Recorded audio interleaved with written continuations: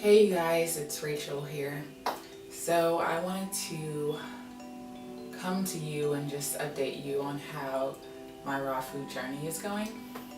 At the moment, I currently have, or I'm getting over rather, a bug, a virus. My nephews and my sister had a bug this past weekend, and I think being around them, I kind of got the bug days later. So yesterday was like the worst ever. It was basically a stomach bug. It had nothing to do with being raw or anything. That's just how the cookie crumbled. Today I'm feeling a little bit better. I am still feeling a little bit woozy, so I decided to, well, first of all, I can barely eat anything at the moment, so I decided why not just juice things, that way I can still get some nutrients. And what I had in my fridge, which I need to go grocery shopping, but I had some carrots and some lemon juice.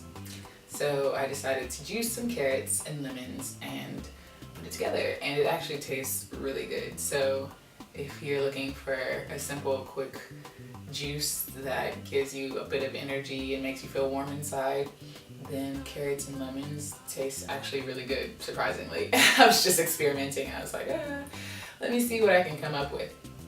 So, yeah.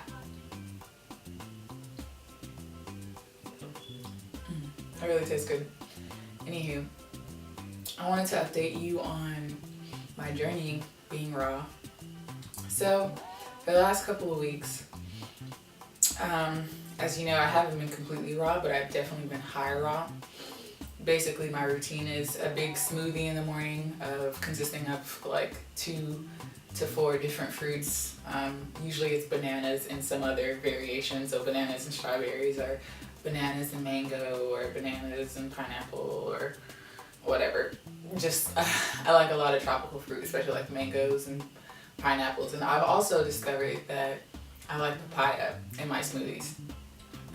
I used to not like papaya at all, but I had made a drink, a banana and papaya smoothie for my friend, and he really liked it, and I tasted it and it was like awesome. So I was like, I have to do this again. So I like banana and papaya.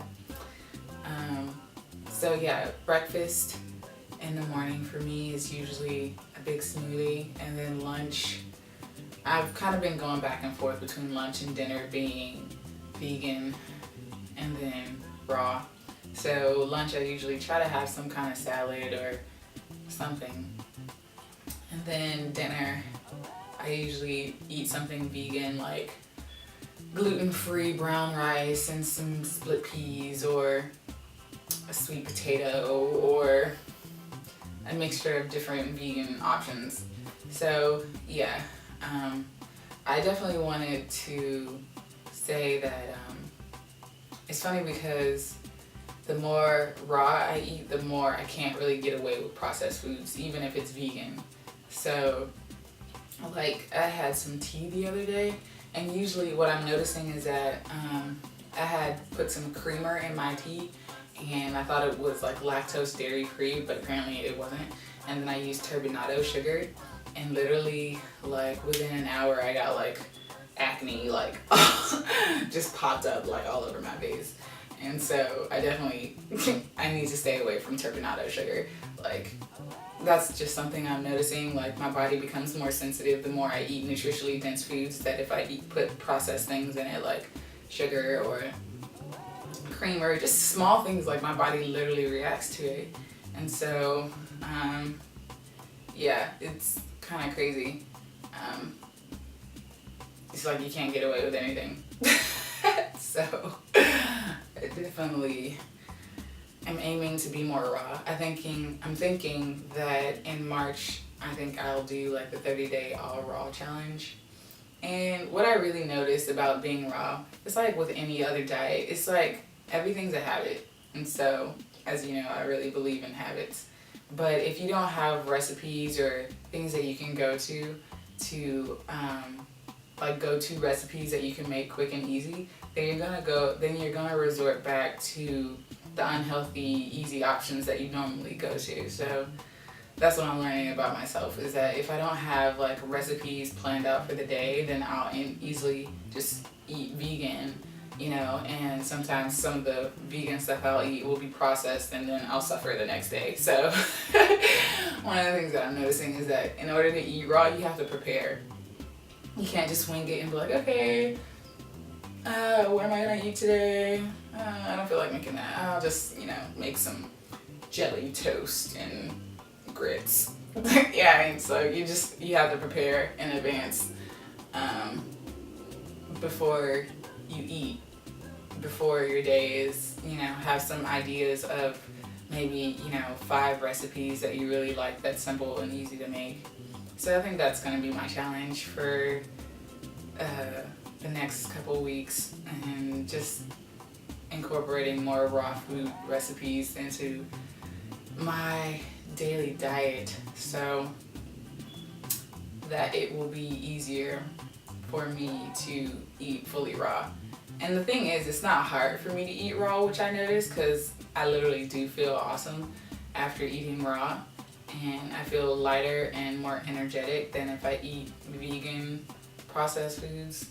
Not all vegan foods are highly processed, but you know, just the ones that like sugars and sugars usually I think are my biggest thing, or like white breads and stuff like that.